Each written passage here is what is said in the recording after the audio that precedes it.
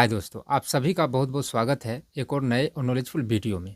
दोस्तों, शुक्रवार को जो आप लोगों ने और हम सब ने 420 पॉइंट का गिरावट देखा, जो सितंबर के बाद इतना करेक्शन पहली बार हुआ था।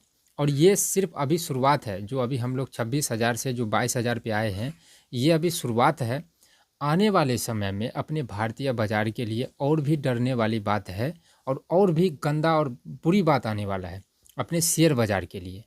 और ऐसा नहीं है कि सिर्फ अपने भारतीय बाज़ार ही गिर रहे हैं, लेकिन आने वाले समय में अपने भारतीय बाज़ार के लिए कुछ और भी बुरा हो सकता है।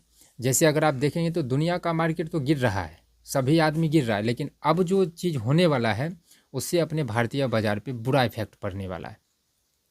और इसमें डर का माहौल है और डरना भी चाहिए। और डर के इस चीज़ का आप लोग फ़ायदा भी उठा सकते हैं और इस चीज़ से आप लोग बच भी सकते हैं। इसके लिए आपको वीडियो को शुरू से लास्ट तक देखने की ज़रूरत होगा।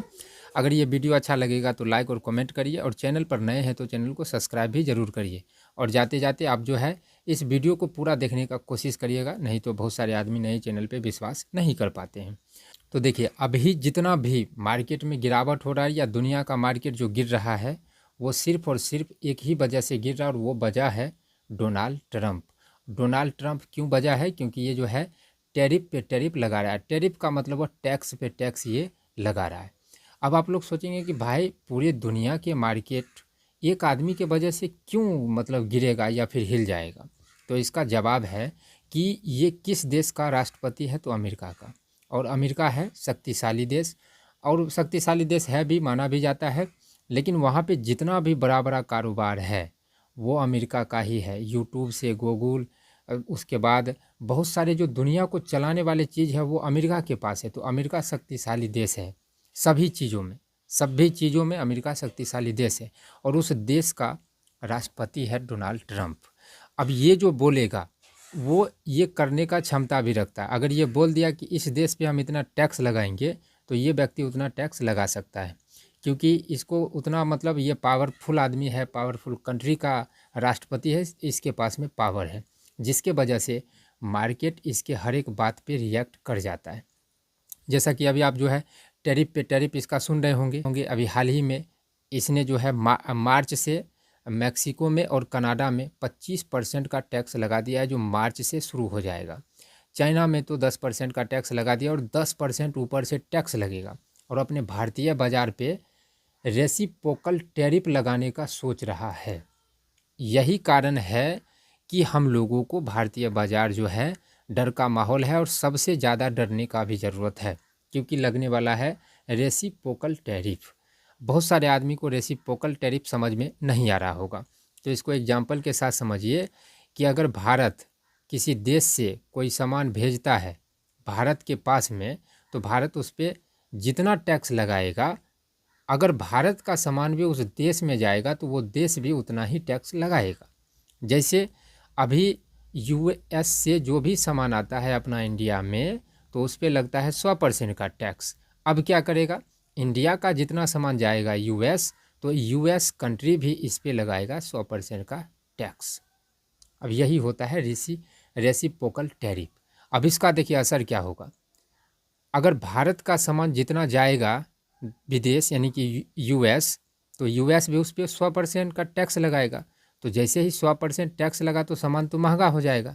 अब जो सामान मिल रहा था 1 लाख में, वो तो मिल जाएगा 2 लाख में, क्योंकि यहाँ पे 100% का तो टैक्स लग गया, सीधे दाम जो है बढ़ जाएगा, तो सामान कम बिकेगा। अब सामान किसका कम बिकेगा? कंपनी का कम बिकेगा। और कंपनी कहाँ पर है? तो शेयर बाज़ार पे है, उसका असर तो पड़ेगा ही पड़ेगा। अब अगर ये रेसिप्रोकल टैरिफ अगर लग गया, तब सिर्फ शेयर बाज़ार पे ही नहीं, अपने इंडिया इकोनॉमी पर भी काफ़ी असर पड़ेगा, और बहुत ज़्यादा असर पड़ेगा। क्योंकि सामान ही दूसरे देश नहीं जाएगा तो मतलब कंपनी कहाँ से ग्रोथ करेगा? तो सबसे ज़्यादा जो डरने वाली अपने भारतीय बाज़ार पे है वो है रेसिप्रोकल टैरिफ, और ये लगाने का सोच रहा है। और अमेरिका अगर डोनाल्ड ट्रंप बोला है तो वो लगा भी सकता है। इंडिया है लिस्ट में और चाइना है, तो चाइना से तो खास दुश्मनी है, तो चाइना में तो उम्मीद है कि ये हो जाएगा। अब अपने भारत पे थोड़ा सा डाउट है, क्योंकि मोदी हैं तो मुमकिन है, आपने सुना होगा। तो अगर मोदी जी और मोदी सरकार इस बार तो उतना पावर में नहीं है, 2-3 मतलब पार्टी मिल के सरकार बना है। तो अगर मोदी सरकार इस चीज़ को अच्छे से हैंडल करता है तब तो अपने शेयर बाज़ार पे एक सपोर्ट बनता दिखेगा, और सपोर्ट बनता दिखेगा, ये नहीं कि रिकवर कर जाएगा। और जैसा कि हमने आपको 2024 ख़त्म होते होते हमने बता दिया था कि भाई इलेक्शन तो इलेक्शन और ख़त्म है, अपने भारतीय बाज़ार पे सिर्फ करेक्शन आएगा, कोई कोई बहाना आते रहेगा, उसमें करेक्शन होगा। तो ये नहीं कि बाउंस बैक कर जाएगा, ऊपर और जाने का भी सोच छोड़िए, 2025 तो ऊपर और सोचना ही नहीं है। ऊपर जाएगा फिर किसी कारण से नीचे आ जाएगा, ऊपर जाएगा फिर किसी कारण से नीचे आ जाएगा, 1 साल के बाद फिर से ग्रो करेगा। अभी हम लोग सपोर्ट अगर मिल गया तो वही बहुत बड़ी बात है। और वो सपोर्ट अब एक ही चीज़ पे निर्भर है कि रेसिप्रोकल टैरिफ को किसी तरीक़ा से अवॉइड करवाया जाए। अमेरिका अगर नहीं लगाएगा तब जाके, नहीं तो हम लोगों के भारतीय बाज़ार के लिए बुरा से बुरा वक्त आ जाएगा। और जो ये नुकसान हुआ है 4000 पॉइंट का, 26,000 से जो गिरते आ रहा है, इसमें और भी गिरावट देखने को मिलेगा, क्योंकि कंपनी को उतना सामान बिकेगा नहीं, कंपनी भी यहाँ से लॉस में जाएगा। और भी कहानी देखिए, जैसे अगर हम चार्ट को ओपन करके अब अगर आपको दिखाएंगे, जैसे देखिए निफ्टी पे कुछ समझने वाली बात है। और हम लोग जो है कहाँ से नीचे गिर रहे हैं, हम लोग इस जगह से नीचे गिर रहे हैं, लगभग 26,250 से हम 26,000 बोले हैं। इसमें देखिए समझने वाली बात यह है कि आप लोगों को कुछ दिन पहले हम एक वीडियो भी बनाए थे, और इस वीडियो में हमने बताया था कि भैया डे टाइम फ्रेम पे सपोर्ट है, उसके बाद जाके बायर स्ट्रॉन्ग दिखा रहा है, अगर यहाँ से गिर अगर हुआ तो वो जो है बहुत बड़ा फॉल हो सकता है। वो वीडियो जाके आप लोग देखिए, तो वहाँ पे चार्ट पे भी दिख जाता है। अगर आपको चार्ट एनालिसिस करने आएगा तो चार्ट पे भी आपको समझ में आ जाएगा कि भाई क्या चल रहा है, नहीं चल रहा है।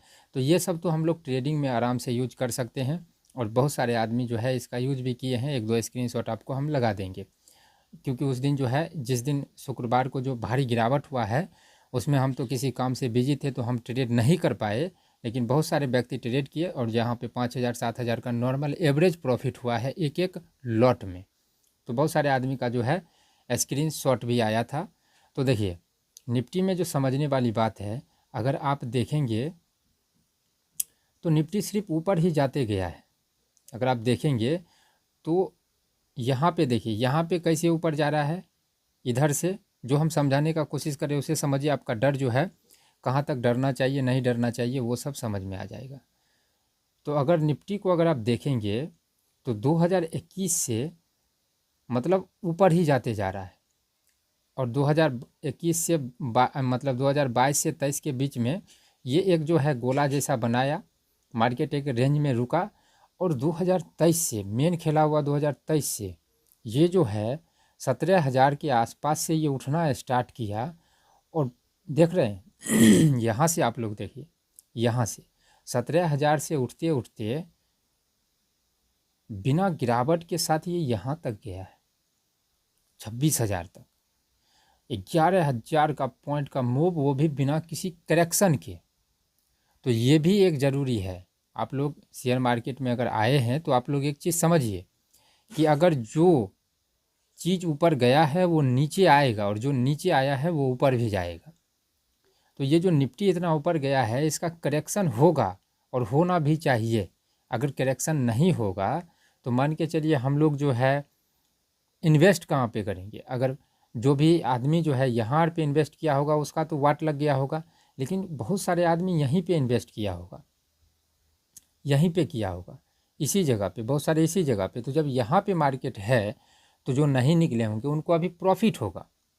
और जब ये सब जो न्यूज आ रहा है, अगर वो रेसिप्रोकल टैरिफ लग गया तो मार्केट और गिरेगा। तो जो व्यक्ति यहाँ पे इन्वेस्ट किया होगा उसका तो लॉस हो जाएगा, यहाँ पे इन्वेस्ट किया होगा यहाँ पे, तो उनका तो लॉस हो जाएगा। तो वो लॉस को कम करने के चक्कर में वो मार्केट से निकलेंगे, क्योंकि उनको डर लग रहा है कि रेसिप्रोकल टैरिफ आ गया तो डर हो सकता है और भी बाज़ार गिर सकता है। तो जो भी प्रॉफिट है उसको बुक कर ले, तो वो भी सेलिंग करेगा। तो यहाँ पे सेलिंग प्रेशर बन सकता है, जिसके वजह से मार्केट गिर सकता है। अगर मान के चलिए डर का माहौल नहीं हुआ, रेसिप्रोकल टैरिफ लगा भी दिया और यहाँ मार्केट गिरा, और जो भी इन्वेस्टर हैं वो मार्केट से नहीं निकलता है, तो हम लोगों को सपोर्ट देखने को मिल जाएगा। लेकिन अगर जो भी, जैसे कि आप लोग जानते हैं कोरोना के बाद बहुत सारे आदमी बेरोज़गार हुए और बहुत सारे आदमी यूट्यूब पे आए। यूट्यूब पे उनको तरह तरह का ज्ञान हुआ, तो बहुत सारे आदमी को शेयर मार्केट के बारे में पता चला, तो बहुत सारे आदमी ने इसमें इन्वेस्ट किया, तो एक तरफा मूवमेंट दिया। मार्केट सिर्फ ऊपर ही रहा, गिरावट आदमी नहीं देखा।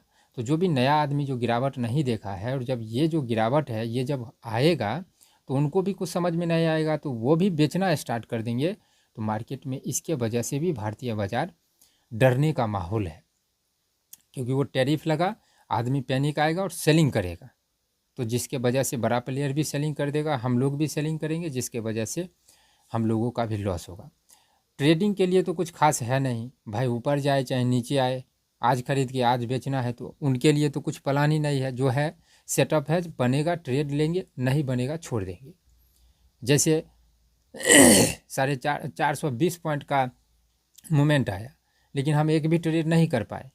उस दिन काम था, तो हमको मतलब कोई भी पछतावा वछतावा कुछ नहीं है, क्योंकि हमको पता है कि भाई ऐसा मौका फिर से आएगा, तो उस दिन हम कर लेंगे। अब उस मौके को पकड़ने के चक्कर में हम लोग इधर उधर तो ट्रेड नहीं कर सकते हैं। तो अभी आपको जो है, अगर इन्वेस्टर तो इस चैनल पे बहुत कम है, लेकिन अगर आप इन्वेस्टिंग करते हैं तो आपको जो है अभी कुछ दिन देख लेना चाहिए। और हो सके तो जैसे अगर मान के चले कि आपके पास में 1 लाख रुपया है, तो इसका 5 से 10% ही अभी आप इन्वेस्ट करिए, क्योंकि शुद्ध अभी न्यूज़ पे बाज़ार जो है टिका हुआ है और न्यूज़ पे चलेगा। अब न्यूज़ अगर गलत न्यूज़ आ गया तो वही 400-500 पॉइंट का गिरावट तुरंत देखने को मिल जाएगा, तो आपका बड़ा लॉस हो जाएगा। तो अगर 1 लाख रुपया है तो 4% 5% लगाइए। अगर जिस दिन करेक्शन, जैसे शुक्रवार को अच्छा खासा करेक्शन हुआ तो 5% हम लगा देंगे। 5,000 रुपया अगर कोई स्टॉक अगर ठीक ठाक है और ठीक ठाक गिर गया, उसमें लगा देंगे। और सोच लेना 2025 में आपको रिटर्न देखने को नहीं मिलेगा, क्योंकि देखिए इसके पीछे कहानी थोड़ा सा हम बता देते हैं। इलेक्शन था, तो इलेक्शन में अगर जब मार्केट गिर रहा था तो भाई आदमी बोल रहा था कि तुम रोको इसको, क्योंकि तुम अगर नहीं रोकेगा तो हमको जवाब देना पड़ेगा। तो उस पर पॉलिटिकल पार्टी का सपोर्ट था। जो भी हमारे घरेलू इंस्टीट्यूशनल बायर हैं, DII जैसे LIC, मतलब जितना भी है वो सबको बोला जा रहा था भाई तुमको मार्केट में ख़रीदारी ही करना है। तो वो एक मतलब जो भी बैड न्यूज़ या कुछ भी आता था तो उसको ख़रीदने के लिए यहाँ पे था, पॉलिटिकल सपोर्ट भी सब चीज़ था। अब तो इलेक्शन सब ख़त्म है, तो अब तो जिम्मेदारी है नहीं। तो अब जब यहाँ पे थोड़ा सा डीपली समझने का कोशिश करें कि अब दबाव नहीं है किसी को ख़रीदने के लिए, तो जब तक मार्केट में ख़रीदारी नहीं होगा तो मार्केट रुकेगा कहाँ से। तो सच है, एक करेक्शन आता है, वही अभी करेक्शन का टाइम है। करेक्शन कहाँ तक होगा कोई नहीं बता सकता है, जो भी है हम आपको सही सही बता दिए हैं। बाकी जो है चैनल के साथ जुड़े रहिए, जो भी इस चीज़ पे आएगा अपडेट हम करते रहेंगे। अगर आपको इन्वेस्ट करना है तो वही छोटा छोटा इन्वेस्ट अभी आपको करना चाहिए, लेकिन देख सुन के। जिस दिन अच्छा खासा करेक्शन हो उस दिन आप जो है छोटा मोटा इन्वेस्ट करिए, लेकिन वही है करेक्शन आने का उम्मीद है।